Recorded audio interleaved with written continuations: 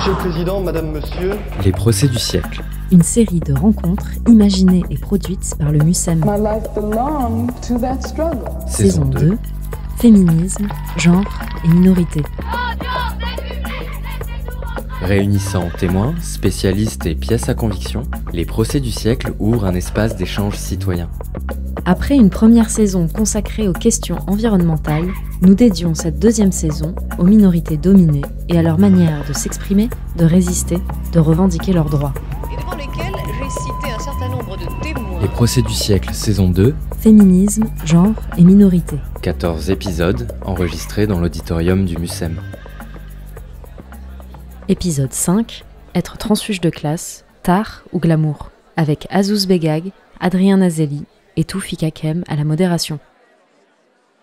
Bonsoir et merci d'être venus pour partager cette nouvelle séance des procès du siècle du MUSEM, aujourd'hui consacrée à celles et ceux qu'on appelle les transfuges de classe. Alors, être transfuge de classe, ça veut dire quoi? Cela veut dire qu'on est issu d'un milieu populaire et qu'on a gravi l'échelle sociale pour intégrer les milieux aisés, intellectuels, bourgeois ou bobos. Alors, comment parvient-on à s'extraire de sa condition? Est-ce que passer d'un milieu social à un autre, cela engendre des incompréhensions, des suspicions, voire une forme de schizophrénie? Comment s'adapter à de nouvelles pratiques culturelles sans pour autant renier ses origines? Les transfuges de classe sont-ils le symbole de la fameuse méritocratie française ou sont-ils l'exception qui confirme la règle? Et ça fait quoi au juste d'incarner l'exemplarité? Par ailleurs, de plus en plus de célébrités, vous l'avez peut-être remarqué, des célébrités, des femmes, des hommes politiques se présentent, revendiquent parfois d'être des transfuges de classe, d'où l'intitulé de notre procès, être transfuge de classe, tard ou glamour. Et d'ailleurs, je devrais ouvrir une parenthèse pour rappeler que j'aurais dû peut-être le préciser lors des dernières rencontres. Si on a opté ici au MUSEM pour des titres qui peuvent paraître provocateurs, c'est plus pour provoquer le débat et pas pour provoquer des malaises. Et ce soir donc, pour nourrir ce débat, des témoignages, des pièces à conviction, des documents et deux invités de générations différentes sur le plateau. J'appelle l'écrivain, homme politique et chercheur Azouz Begag et le journaliste Adrien Nazeli. Bonsoir. Azouz Begag, bonsoir, du bidonville de Villeurbanne, dans la région lyonnaise où vous avez passé votre enfance, que vous racontez d'ailleurs très bien dans votre premier roman, Le Gon du Chahbar, paru en 1986, aux fonctions ministérielles, puisque vous avez été ministre délégué à l'égalité des chances de 2005 à 2007 dans le gouvernement de Dominique de Villepin. On peut dire que vous êtes un exemple de transfuge de classe, mais est-ce qu'on employait d'ailleurs cette expression dans les années 2000 ? Pas du tout, non. On disait quoi alors? Que j'étais un ministre de la société civile. C'est-à-dire que je venais de nulle part, en fait. Non, mais pour rappeler que vous venez d'un milieu populaire, on disait quoi? Ah, ben ça, oui, né de parents immigrés, ça suffisait. Hein. Né de parents immigrés, ça veut dire forcément pauvre, dans l'imagerie française, en tout cas. Et aujourd'hui, on dit transfuge de classe. Cette expression, comment... Moi, je ne me suis jamais considéré comme un transfuge de classe parce que le transfuge, je ne sais pas vraiment ce que c'est. Et la classe, je n'ai jamais adhéré, moi, à cette vision extrêmement étriquée, vision un peu marxiste-léniniste, hein, entre la classe des prolétaires et la classe des bourgeois qui détiennent les moyens de production et les prolétaires qui détiennent seulement leur force de travail à vendre. Et ce combat organisé, ceux qui ont et ceux qui n'ont pas, m'a toujours paru très réducteur. Très bien. Alors, Azouz Begag, je rappelle que vous avez 65 ans, Adrien Nazeli, vous avez 33 ans, vos parents sont à la retraite, votre père était conducteur de bus puis de tram, votre mère secrétaire, vous avez fait de brillantes études et aujourd'hui vous êtes journaliste. Depuis peu d'ailleurs, vous travaillez pour les pages débat du quotidien Libération après avoir travaillé pour Le Monde, Radio France et dirigé la rédaction en chef du magazine Têtu. Alors non seulement vous êtes un transfuge de classe, vous le revendiquez, mais vous avez aussi écrit un livre pour donner justement la parole aux autres transfuges de classe, titre de l'ouvrage paru l'année dernière chez Latteste. Et tes parents, ils font quoi? Enquête sur les transfuges de classe et leurs parents. Pour vous, être transfuge de classe, ça veut dire quoi? Moi, j'ai découvert l'expression dans le livre de Didier Ribon, je pense comme beaucoup de personnes, Retour à Reims, et j'avais à ce moment-là 20 ans, je faisais mes études, donc le terme a résonné très fort, parce que je me disais, effectivement, autour de moi, les gens sont enfants de profs, d'universitaires, d'éditeurs, de producteurs de cinéma, et moi, mes parents sont conducteurs de tram et secrétaires, donc je suis différent des autres qui m'entourent, et c'était pratique d'avoir un terme pour s'identifier, et donc j'ai essayé de retrouver les autres qui partageaient un peu mon destin social. Quand vous dites que c'était pratique, c'était pourquoi? Parce qu'il y avait un malaise, vous ressentiez un malaise et que vous n'arriviez pas à trouver le mot, la formule pour l'expliquer, pour l'exprimer? On n'est pas préparé à quitter son milieu. Tous les cas de figure sont différents, mais en tout cas, il y a un décalage avec la famille, c'est sûr.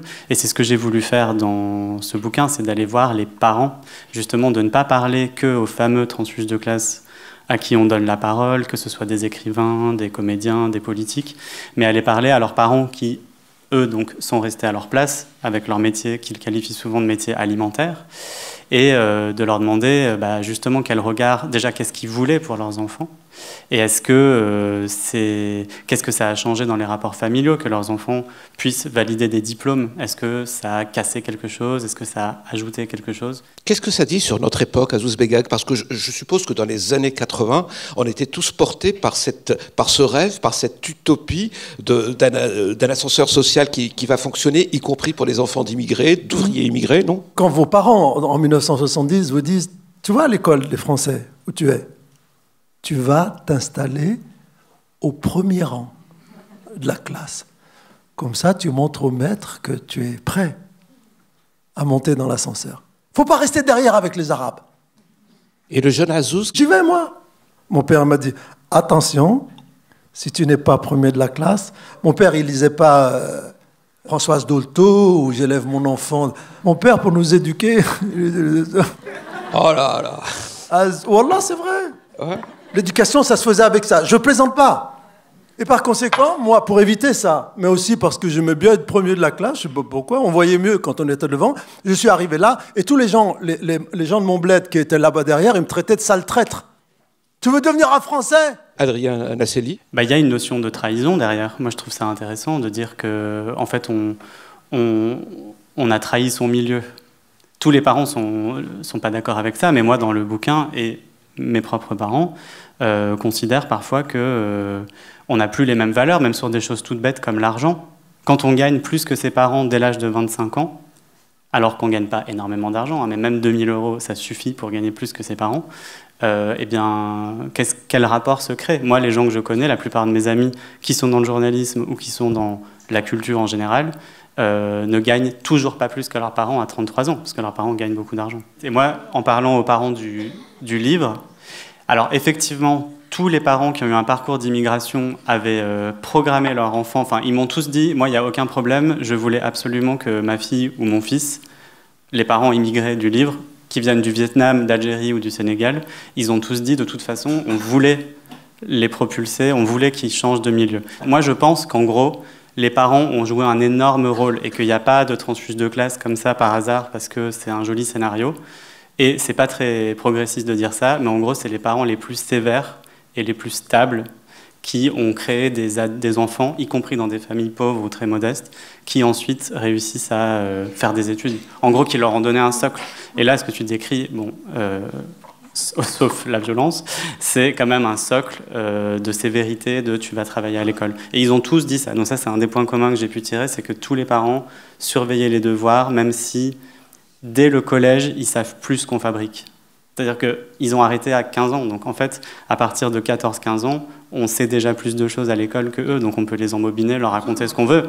Et comment on le vit? Parce que ce que disait Adrien Nacelli, comment vous avez vécu le moment où vous gagnez plus d'argent que votre père, par exemple, Azouz Begag?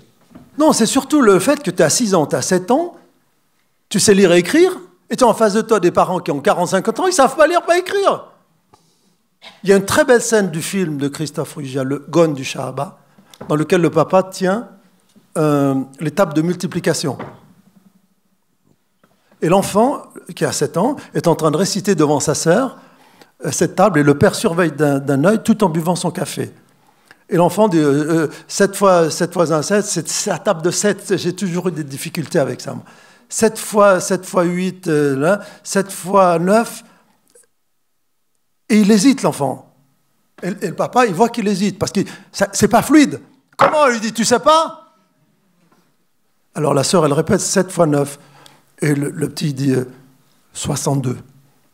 Et la fille dit, c'est bien. Le vieux, il voit qu'il y a un truc qui ne va pas, là. Il dit, donne-moi ça, donne. Donc il prend la table de multiplication, et il la tourne à l'envers, parce qu'il ne sait pas lire. Hein. Il dit, répète. Et le petit dit, 7 fois 9, 62. Le papa, il dit, c'est bien ça, mon fils. Il faut apprendre tout à l'école. Et en vérité, cette scène, elle fait rire, mais pleurer en même temps. Parce que le papa fait tout ce qu'il peut, le pauvre, pour imposer le fait qu'il est là pour surveiller. Et le gamin a intérêt de bosser en classe, de tout savoir par cœur sur le bout des doigts, sinon, la ceinture. Eh ben, pour ne pas heurter, blesser les parents qui font confiance à l'école, et pour éviter le cuir, eh ben, il valait mieux bosser, quoi. C'était plus facile. Être transfuge de classe, Adrienne Asseli, être transfuge de classe aujourd'hui, pour les gens de votre génération, est-ce que c'est une position, une posture, une case sociologique? Bah, oui. Pourquoi? Parce qu'il y a eu Édouard Louis, je pense. Enfin, il y a des romans... Écrivain, donc, bien sûr. Écrivain, il y a des romans qui font du bruit, mais pas beaucoup qui font autant de bruit que En finir avec Eddie Bellegueule en 2013, je crois, qui a eu un retentissement énorme. Et il avait 21 ans ou 22 ans, donc je pense qu'il ne maîtrisait pas tous les enjeux de tout ce qui allait découler de cette parution-là. Et c'est un livre qui est important. Et donc, je pense qu'il y a beaucoup de gens qui ont pu s'identifier ou, disons, mettre des mots à partir de ça. Et puis aussi, peut-être tout simplement parce que l'ouverture sociale promise, elle ne marche pas et que en fait, les chiffres sont très clairs sur les gens qui finissent les masters, qui font des thèses, qui intègrent les grandes écoles. Ça ne bouge pas. C'est toujours les mêmes statistiques désastreuses de gens qui viennent des mêmes milieux. Et c'est toujours inversement proportionnel à la vraie sociologie de la vraie société. Donc, au bout d'un moment, oui, en fait, on a de plus en plus de sources, de plus en plus de choses à consulter et on fait attention à ces enjeux-là. Mais par contre, il ne s'agit évidemment pas de prôner cette étiquette comme une identité, elle est inutile au monde. Si, la seule chose qui est utile, c'est qu'on vient d'un monde où les choses ne sont pas les mêmes. Donc en fait, quand on arrive dans un autre, on peut expliquer. On est un peu comme une sorte de... Voilà, on a vu des deux côtés ce qui se passait, quoi. Alors qu'il y a des gens qui, toute leur vie, ne voient que d'un côté. Soit qui sont dans une reproduction sociale, ma cousine aide-soignante parce que sa mère est aide-soignante. Ou mon ami prof de français parce que sa mère est prof de français. Ces gens-là connaissent évidemment des choses différentes par leurs expériences. Mais par contre, socialement, ils connaissent les mêmes milieux. Quand on a décidé de parler des transfuges de classe, c'était il y a quelques mois déjà, on préparait la programmation de cette deuxième saison du procès du siècle. C'était donc avant d'apprendre que Annie Ernaux allait obtenir le prix Nobel de la littérature. Vous avez sans doute lu ou entendu son discours à Stockholm. Elle dit « Je veux venger ma race et venger mon sexe ». Aujourd'hui, c'est une voix des transfuges de classe, Annie Ernaux. D'abord, peut-être que je vais vous donner la parole à vous, Azouz Begag, parce que vous avez... Ouais, c'est super violent, ce terme. Moi, quand toute ma vie, on m'a dit « sale race », je la connotais immédiatement avec un attribut ethnique, religieux. Alors que chez les intellos, le concept est surdéterminé. La race des gens pauvres. Moi, ça m'a choqué, ce mot. Il est violent, je ne l'emploie jamais, d'ailleurs. Mais diriez-vous que Annie Ernaux, quand elle parle de race, c'est une manière de dire je reste fidèle à ma classe sociale et je le dis avec rage parce que je n'ai pas oublié d'où je viens? Ouais, à 22 ans, quand elle écrit ça dans son journal, j'imagine que c'est ça qu'elle veut dire. Et puis c'était une autre époque. Et elle le raconte, elle l'a ressorti là. À 22 ans, elle fait ses études et elle écrit « J'écrirai pour venger ma race ». 22 ans... Voilà, elle pensait à ses parents. Elle voyait bien que les filles de la bourgeoisie avec qui elle était en études n'étaient pas comme elle. Et elle avait déjà ce truc. Après, elle est devenue une bourgeoise, comme beaucoup de gens qui arrivent à faire des études.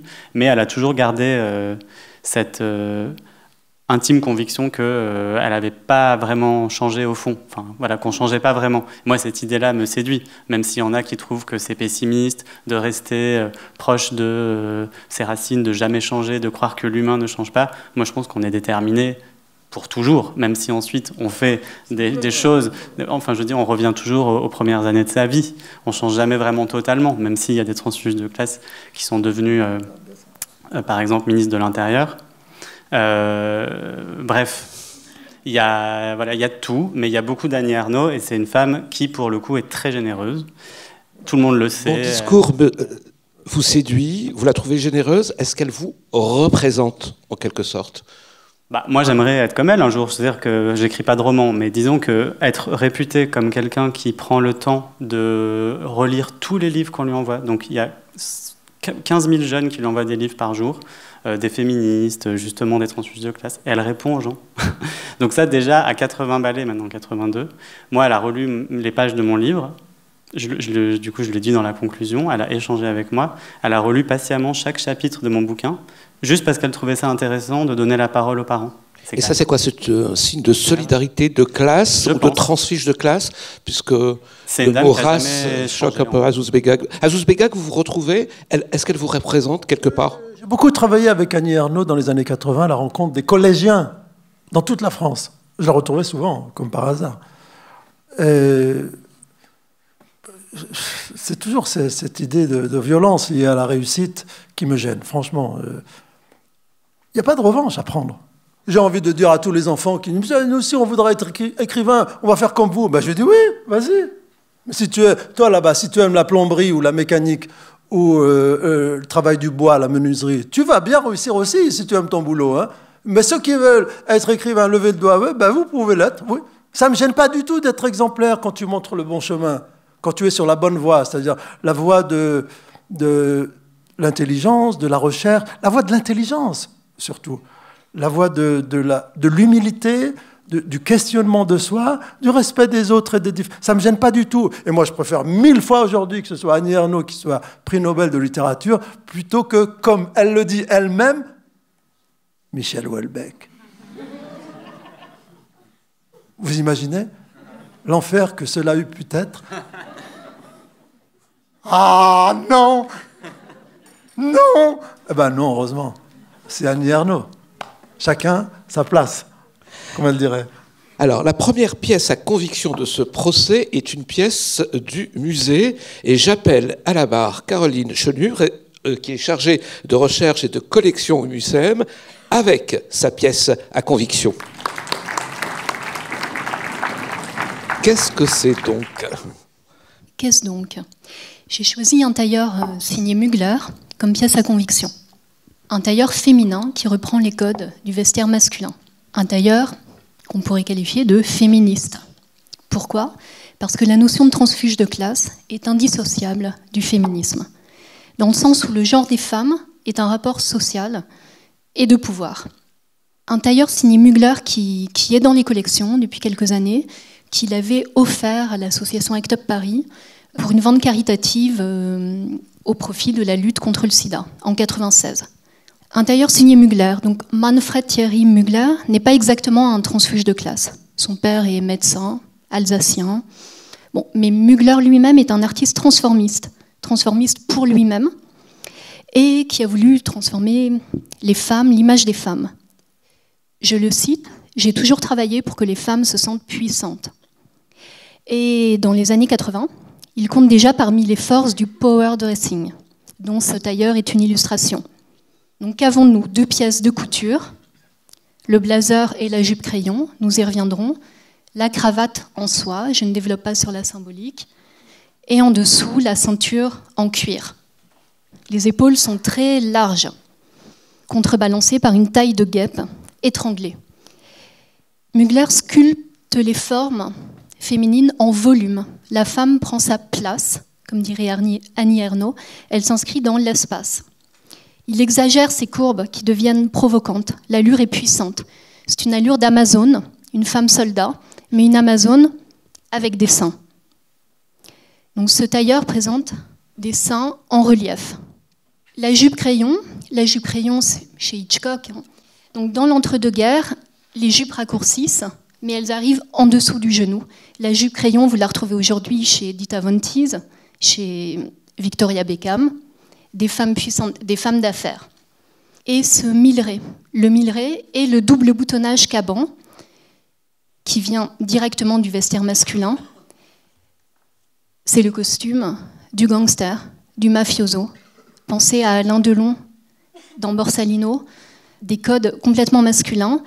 Donc c'est le costume du self-made man, approprié ici pour un costume féminin. Donc ce costume est la pièce à conviction du transfuge, au sens où Annie Ernaux venge sa race et son sexe. Donc voilà, avec ce costume, la femme peut exploser le plafond de verre et devenir transfuge. Merci beaucoup, Caroline Chenu.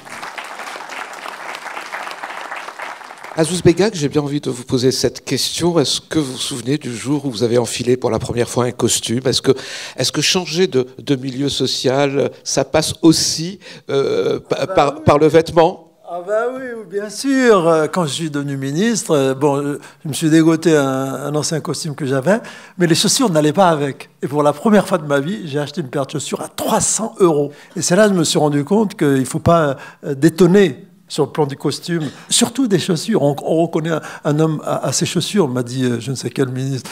Mais tu as raison, vous avez raison de dire à quel point le code vestimentaire, c'est celui par lequel les 30 ministres qui sont autour de moi, ils savent que je suis un enfant de pauvres, un enfant des bidonvilles.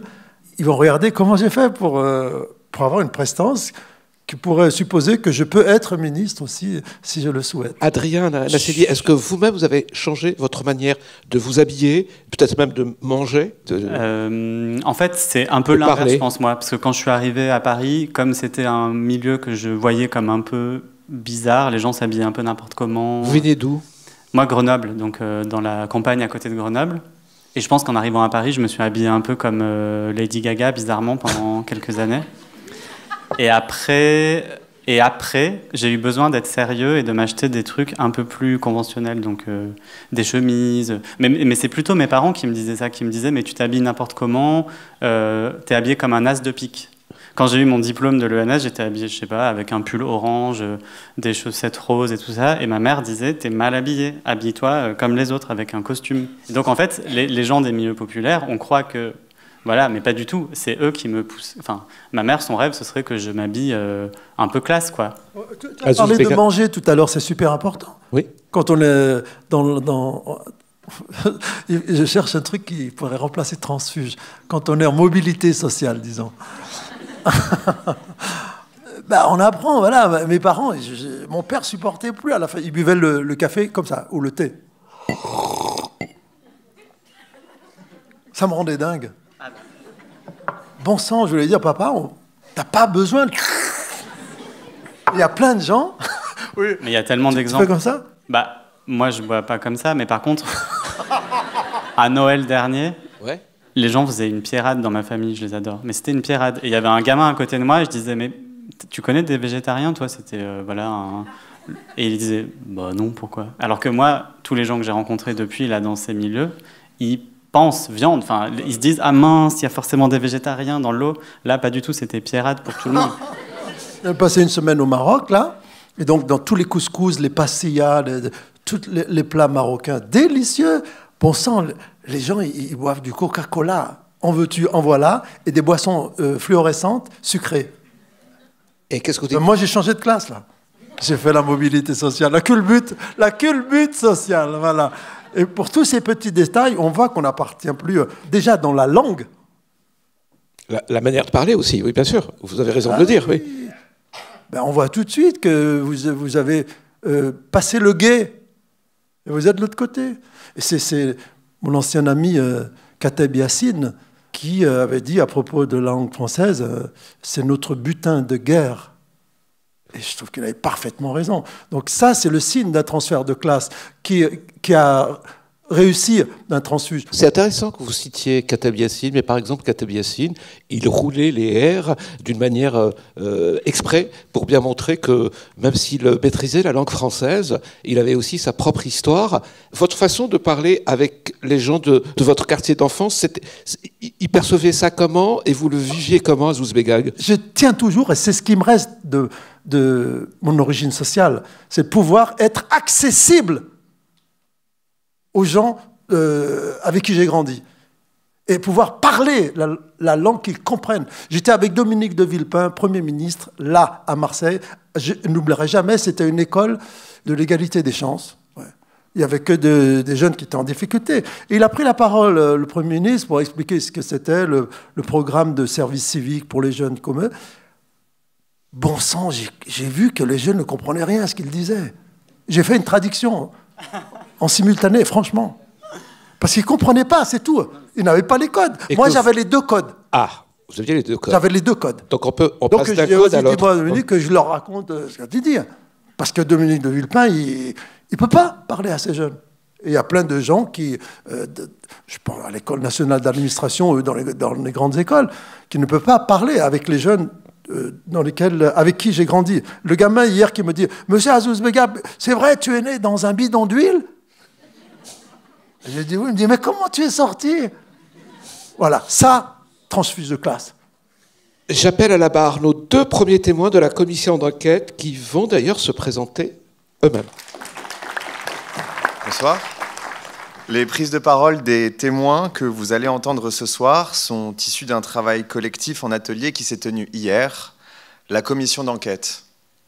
Une dizaine de personnes se sont retrouvées pour ouvrir ensemble le sujet, préparer des témoignages et des arguments qui donnent à entendre des points de vue multiples au croisement de l'expérience vécue, de la réflexion et de la fiction.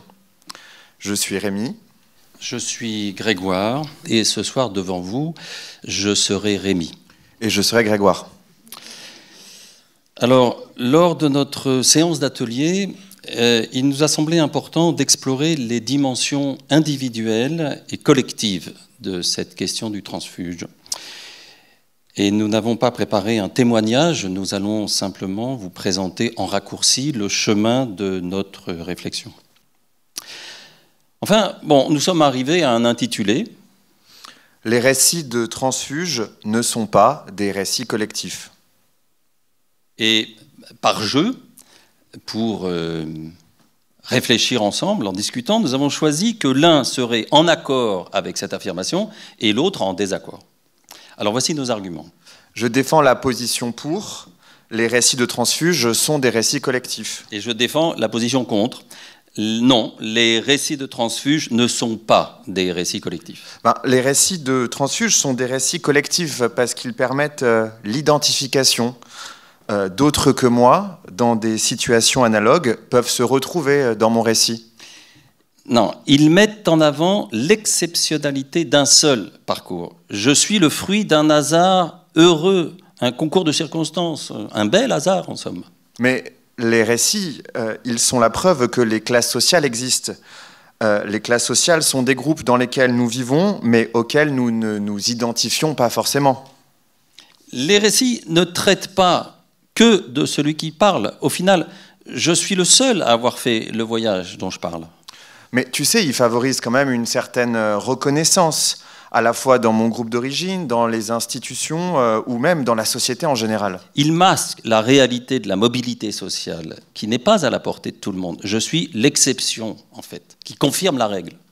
Mais regarde, par exemple, Annie Ernaux, elle parle pour ceux qui n'osent pas parler ou ceux même qui n'ont pas de voix. Moi, par exemple, je suis en capacité de vous parler, là, parce que je sais d'où je viens et je sais d'où je parle. Ils sont avant tout des discours de soi. Pourquoi mon histoire intéresserait-elle les autres ? Mais ce sont des discours qui expriment des émotions. Les récits sensibles sont universels. Ils sont des preuves de l'individualisme. C'est le grand slogan « Quand on veut, on peut ». Mais ils sont utilisés comme de bons exemples parfois. Regardez, on n'est pas obligé de rester à notre place. Moi, je trouve que ce sont des récits qui servent le pouvoir. C'est l'autre slogan. Vous regardez, puisque cette personne a réussi, vous voyez, c'est possible. C'est à la portée presque de tout le monde. Bon, on pourrait durer encore longtemps, mais de part et d'autre, ces arguments prouvent qu'il n'est pas possible de tenir un seul discours sur les récits de transfuges. Donc nous avons proposé une conclusion toute provisoire. On pourrait dire que les récits de transfuges sont des récits de l'entre-deux, et souvent même des récits de solitude. Merci.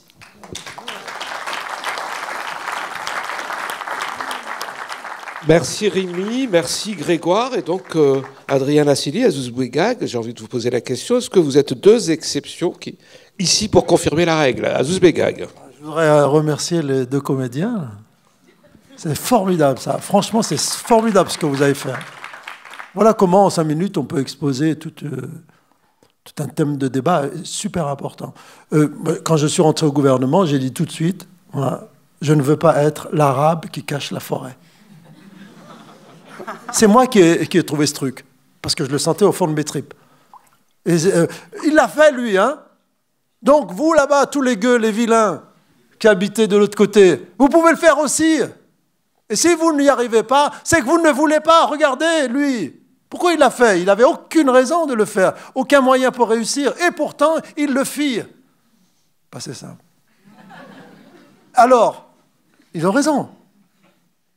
La preuve est. Et puis après, si je dis, mais oui, il le fait, pourquoi? Moi, j'avais rien du tout, vous n'avez qu'à vous débrouiller, vous aussi. Faites comme moi, lisez, apprenez, voyagez. C'est le piège dans lequel il ne faut pas tomber, sinon c'est mort. Et après, vous avez dans mon gouvernement, si j'avais joué ce jeu de l'arabe de sévice ou de service ou qui cache la forêt, mais l'autre, là, le méchant, il m'aurait embauché dans ses troupes qui allaient carchériser les banlieues. Sarkozy, ministre de l'Intérieur. Okay. Oui, d'ailleurs, il me l'a dit. En novembre 2005, quand il y a eu les incendies partout en France, dans les banlieues, suite à la mort des 2 jeunes de Clichy-sous-Bois. Il me convoque un jour, il me dit, on va sortir de Place Beauvau et on va aller ensemble à l'Élysée, il y a qu'à traverser la rue, et puis les journalistes vont voir qu'on est ensemble, quoi, main dans la main. Et si j'avais joué ce rôle de l'arabe de service, il m'aurait entraîné avec lui dans un truc pas possible, comme il le fit d'ailleurs avec Faudel, avec Doc Gineco, avec d'autres artistes qui ont été grillés par la suite. Ben, vous avez raison, on a une énorme responsabilité, nous qui avons passé le guet, de ne pas faire croire qu'il suffit, oui, de parler au collectif en leur disant « Suivez-moi !» Parce qu'il y en a un maximum qui vont se faire manger par les crocodiles. Là. Et donc, moi, j'étais très conscient tout de suite de cette exemplarité politique que je portais, et je m'en suis dégagé souvent par l'humour. C'était ma voie de dégagement. Adrien Asseli, comment vous réagissez? Vous êtes une exception à la règle? Déjà, moi, je ne suis pas ministre, hein, donc on s'en fout. Enfin, je veux dire, j'incarne rien à part mon propre parcours, donc je pense que c'est déjà très différent. Je ne suis pas artiste, voilà. Je fais mon boulot de journaliste. Par contre, je constate que les journalistes viennent du même milieu, et donc ça, je peux en témoigner, et je pense que c'est quand même important. Moi, c'est mon éditrice, surtout, qui a voulu que je rajoute des choses sur moi dans le livre. Je pense que si je n'avais pas eu mon parcours, si mes parents ne m'avaient pas dit non, ne poursuis pas tes études supérieures, ça sert à rien à un moment donné, j'aurais pas eu la sensibilité que j'ai eue pour aller voir les parents de ce livre. Clairement, il fallait que j'ai cette histoire-là. Et l'idée que j'ai eue, c'était non pas de raconter ma vie, mais d'aller chercher ce que pensent ces familles, ces parents qui, eux, n'ont pas changé, ils sont restés à la même place toute leur vie. Donc en fait, voilà, j'ai retenu les arguments et je suis assez d'accord en fait avec le fait que ce n'est pas un discours qui émancipe, c'est pas un discours collectif. Mais pourquoi est-ce qu'il y a ces discours-là? C'est parce qu'on vit dans un monde de méritocratie et qu'à chaque gouvernement, il y a un nouveau ministère de l'égalité, de peut-être ta chance demain. Enfin, on ne vit que dans un monde où il faudrait monter. On vit dans une idée qu'il faut monter socialement. On va parler un peu de ces gens qui, aujourd'hui, veulent prolétariser leur origine sociale, car ça permet de mettre en valeur leur trajectoire individuelle, soi-disant liée au mérite. Comment vous réagissez et l'un et l'autre? D'abord, peut-être qu'il faudrait nous raconter les histoires de Woodkid et de Redcar, puisque ce sont vos pièces à conviction. On n'a pas le temps de les écouter. Hein. Non. Alors, Redcar, donc Christine and the Queens anciennement, s'est retrouvé un peu piégé un jour sur un plateau, le plateau de Click de Mouloud Achour, qui lui dit, alors il y avait Béatrice Dalle et Christine and the Queens, et Mouloud Achour dit vous êtes toutes les deux des transfuges de classe. Béatrice Dalle, c'est vrai, et malheureusement pour Redcar, c'est pas le cas, puisque son père est professeur d'anglais à l'université de Nantes, même le directeur de l'UFR, donc voilà, milieu universitaire, cultivé. D'ailleurs, si... Mais ses grands-parents étaient paysans. Voilà, et donc là, sur le plateau, on dit « vos grands-parents étaient paysans ». Et Christine Houzeau-Quinn, à l'époque, dit « effectivement, j'ai les mémoires des muscles de la classe ouvrière dans mon corps ». Et ça a fait beaucoup de critiques, les gens se sont beaucoup moqués d'elle en disant... En gros, cette bourgeoise qui s'invente des origines populaires. Mais ce que je veux... Vous étiez parmi eux ? Moi, oui, évidemment, j'ai rigolé un peu. Mais par contre, je l'excuse volontiers parce que déjà, on a le droit de penser ce qu'on veut de son parcours et de sa trajectoire sociale. On a le droit d'avoir les mémoires des muscles de la classe ouvrière si c'est ce qu'on ressent. Par contre, que le journaliste, qui en plus est un transfuge de classe, Mouloud Achour, ne la reprenne pas et ne lui dise pas « attention, ton père, enfin votre père est professeur, enfin directeur de l'UFR d'anglais à la fac de Nantes », ça m'étonne. Et donc, ça me fait dire, et franchement, j'ai des centaines d'exemples dans la presse plutôt écrite, mais il y a aussi des interviews télé, de gens qui, soit malgré eux, soit parce qu'ils ont envie, c'est plutôt le cas de Woodkid, que par ailleurs j'adore, hein, je précise, j'aime beaucoup ces personnes, mais qui vient de dire dans un entretien, un podcast au magazine du Monde, le M, je suis un transfuge social. C'est vrai que quand on a fait mon premier voyage à New York, j'avais 16 ans. Et ma mère, c'est la première fois qu'elle prenait l'avion, elle en avait 40. Ben, déjà, si tu fais un voyage en vacances à New York, il a eu aussi son premier Macintosh à 12 ans. Il disait qu'il était un des premiers de l'école à l'avoir. Son père travaille dans la publicité. Bon, en tout cas, je pense qu'effectivement, il a rencontré plus riche que lui sur son parcours.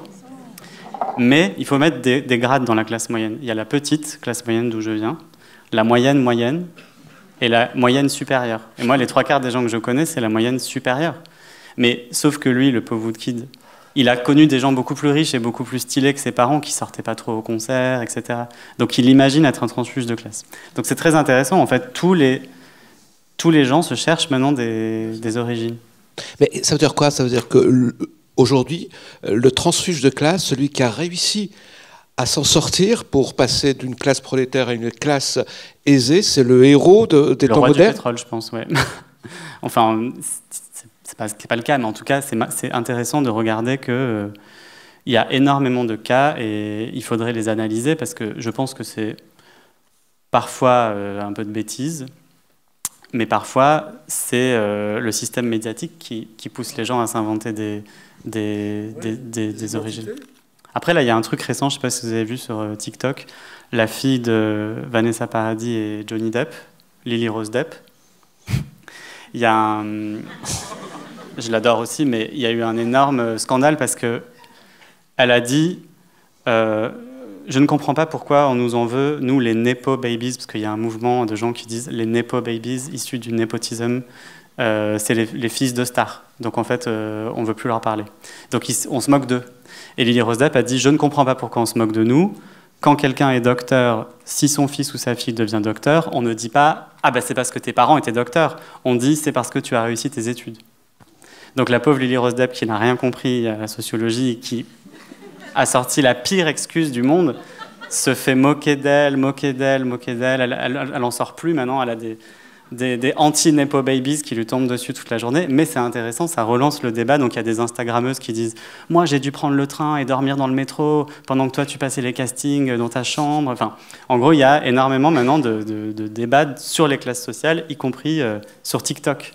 Allez, j'appelle à la barre le dernier témoin de la commission d'enquête.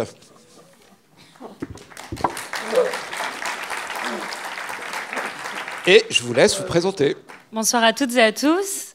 Je suis Alice, j'ai participé aux travaux de la commission d'enquête et ce soir, devant vous, je serai Juliette Jourda.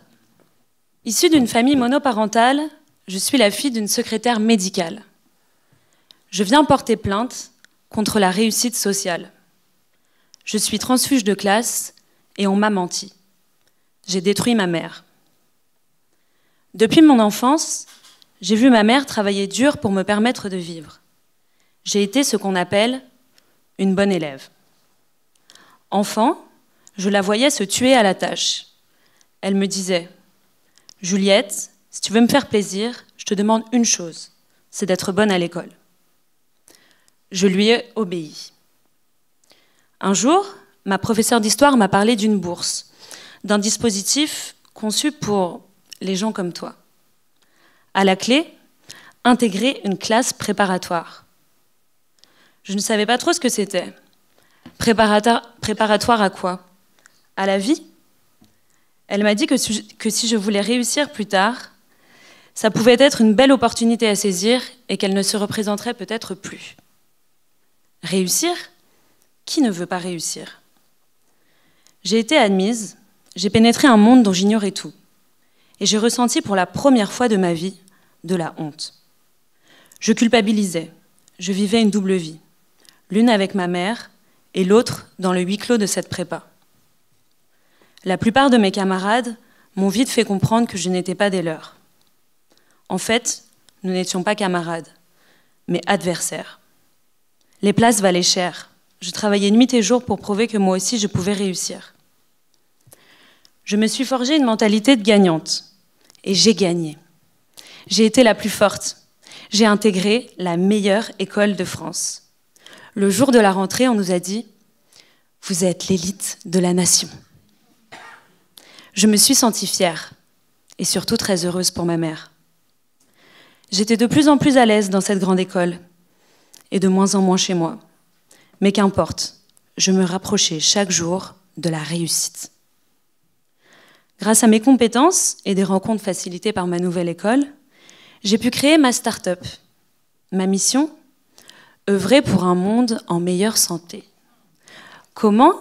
En créant un logiciel qui révolutionne le quotidien des médecins et des patients à travers une prise de rendez-vous en ligne facilitée. Et puis, tout récemment, j'ai invité ma mère au restaurant pour fêter les 3 ans de ma start-up. Au cours du dîner, elle m'a annoncé s'être faite licenciée du cabinet médical dont elle était secrétaire. N'ayant aucun diplôme, et vu son âge, nous savons toutes les deux qu'elle ne pourra pas retrouver de travail. Ce jour-là, j'ai réalisé que je lui avais fait perdre son emploi. Ce jour-là, j'ai réalisé que je l'avais conduite à sa chute. Je l'ai véritablement détruite. Mais aujourd'hui, je réalise aussi que j'ai été complice d'une énorme mascarade. J'ai adhéré à un système qui travaille à liquider la société entière, à détruire le collectif au profit du productivisme. J'ai été un pion au service d'une société basée sur un rapport de pouvoir entre dominants et dominés. J'ai été instrumentalisée, bernée. J'ai moi-même glamourisé mon parcours, alors qu'en fait, je suis traître au mien. Ce n'est pas que ma mère que j'ai tuée, mais ma classe. Pour tout cela, j'accuse et je demande réparation. Merci beaucoup.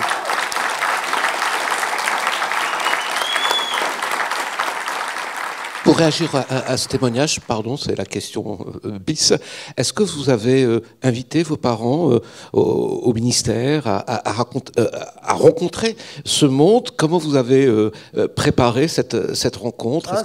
C'est une bonne question. Elle aurait pu me tirer les larmes aux yeux, mais comme je suis à sec depuis longtemps, mon père était mort quand j'ai été nommé ministre. Et ma mère, elle ne connaissait pas la signification de cette distinction. Ça veut dire quoi pour une dame de 90 ans que le fils est ministre et qui ne sait pas lire, pas écrire et qui ne parle pas français? Ça ne veut rien dire du tout. Donc une fois, j'étais assis à côté d'elle, quelques jours après avoir été nommé, et on regardait la télévision, et elle m'a vu à l'Assemblée nationale faire une intervention.